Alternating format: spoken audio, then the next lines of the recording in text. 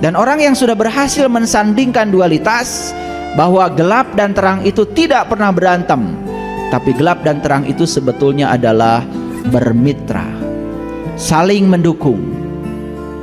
Kita bisa melihat bintang, tentu saja tidak siang hari, tapi malam hari perlu bantuan gelap untuk melihat cahaya.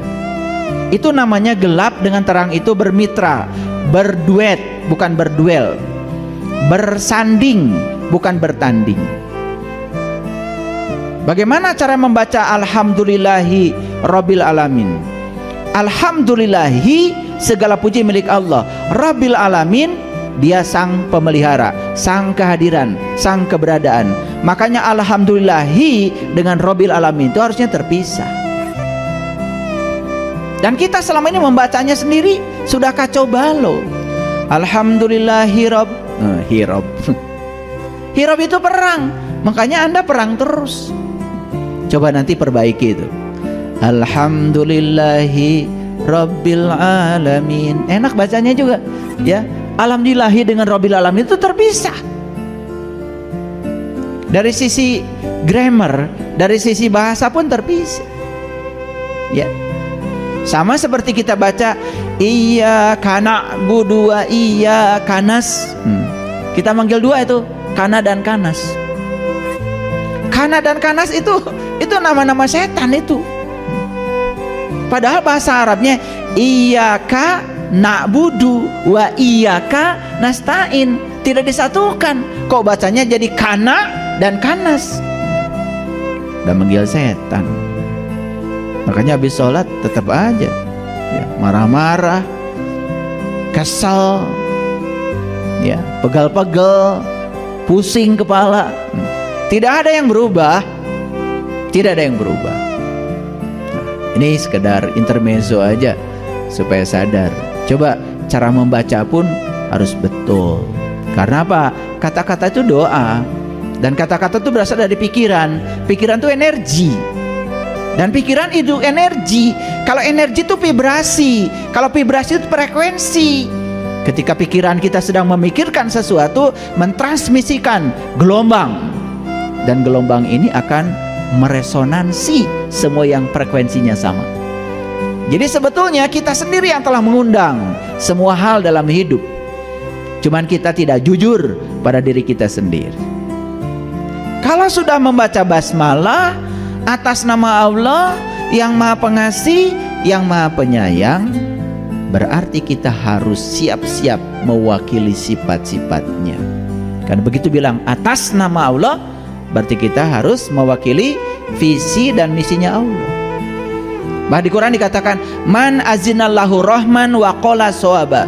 Siapa yang sudah dapat izin bicara dari Allah, kata-katanya menghunjam, diturut.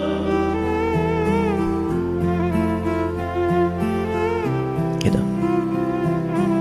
Jadi izin bicara itu adalah kita sudah mengamalkan apa yang kita bicarakan. Kita sudah merasakan semua yang kita bicarakan. Bukan kata orang, bukan kata buku, bukan kata kitab suci, tetapi itu kata pengalaman pribadi kita. Makanya orang beriman tidak boleh menyampaikan sesuatu yang tidak dialami, tidak dirasakan, tidak dipahami. Itu begitu kata Quran.